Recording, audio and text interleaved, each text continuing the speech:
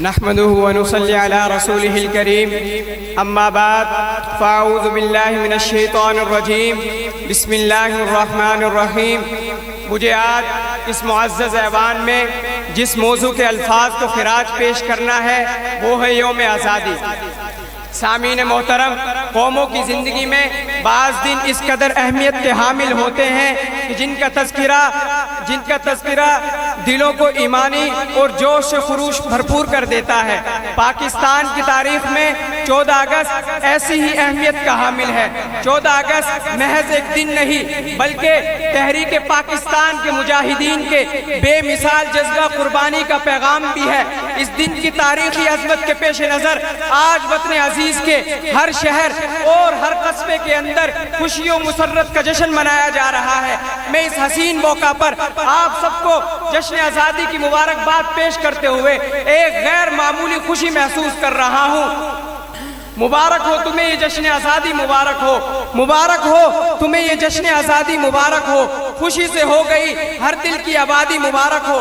جناب صدر، یوم آزادی کا لفظ زبان سے ادا ہوتے ہی تحریک پاکستان کے ولولہ انگیز دور کی یاد تازہ ہو جاتی ہے۔ خوشیوں کے گلاب مہکنے لگتے ہیں، یادوں کا قافلہ سفر کرنے لگتا ہے اور پھر وہ زمانہ تصور میں ابھرنے لگتا ہے جب بر صغیر کے مسلمان اپنے عزم و حوصلہ سے اپنے مستقبل کی عمارت تعمیر کر رہے تھے۔ یہ وقت مسلمانوں کے لیے بے پناہ کٹھن اور مشکل تھا۔ ایک طرف انگریز جو یہاں ہزاروں برس حکومت کرنے کا منصوبہ بنا رہا تھا تو دوسری طرف ہندو جو مسلمانوں سے اپنے سینکڑوں برس غلامی کا بدلہ چکانے کی سوچ رہا تھا۔ اس کے علاوہ کچھ کم اندیش مسلمان بھی تھے جو دو نظریہ اسلام سے منہ موڑ کر ہندوؤں سے تعاون کر رہے تھے۔ غرض کے چاروں طرف مسلم دشمنی تھی۔ اس نازک دور کے اندر قائد اعظم محمد علی جناح آزادی کے سورج کی علامت بن کر ابھرے۔ وہ سورج جس نے دیکھتے ہی دیکھتے تاریکیوں کا تلسم توڑ دیا، وہ سورج جس نے دیکھتے ہی دیکھتے تاریکیوں کا تلسم توڑ دیا اور آزادی کی روشنی سے ماحول جگمگانے لگا، جس کا کردار صحیح معنوں میں مرد مومن کا کردار تھا، جس نے باطل کے سامنے جھکنا نہیں جھکانا سیکھا تھا۔ اس قائد اعظم کا کردار اقبال کے مرد مومن کی طرح کردار تھا۔ ہر لحظہ ہے مومن کی نئی شان نئی آن، ہر لحظہ ہے مومن کی نئی شان نئی آن، گفتار میں کردار میں اللہ کی برہان۔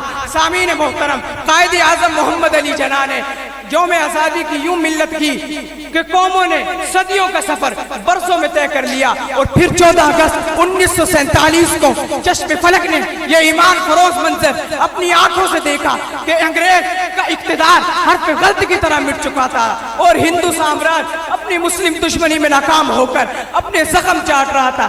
سامعین محترم، ہمارا قائد جو تمام حریفوں کو شکست دے چکا تھا اور دنیا پاکستان کے وجود کو سلام عقیدت پیش کر رہی تھی۔ جناب صدر، میں اگر یہ کہوں کہ دو قومی نظریہ پاکستان کی اصل بنیاد ہے تو یہ غلط نہ ہوگا۔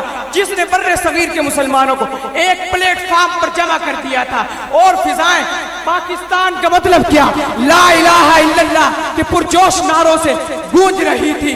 نیز اگر یہ کہا جائے تو بے جانا ہوگا کہ حقیقی بنیاد پاکستان کی لا الہ الا اللہ ہے۔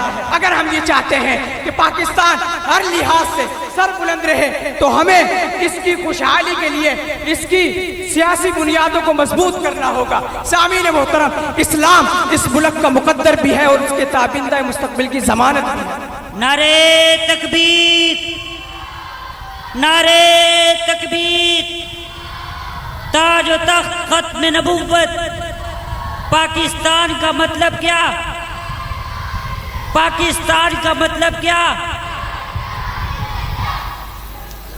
جناب صدر، شہری اور اس شہر کے خادم ہونے کی حیثیت سے آپ سب سے ان الفاظ کے ساتھ یہ ہمت اور عزم لینا چاہتا ہوں کہ خون دل دے کے نکھاریں گے رخ برگ گلاب۔ ہم نے گلشن کے تحفظ کی قسم کھائی ہے۔ وما علینا الا البلاغ المبین۔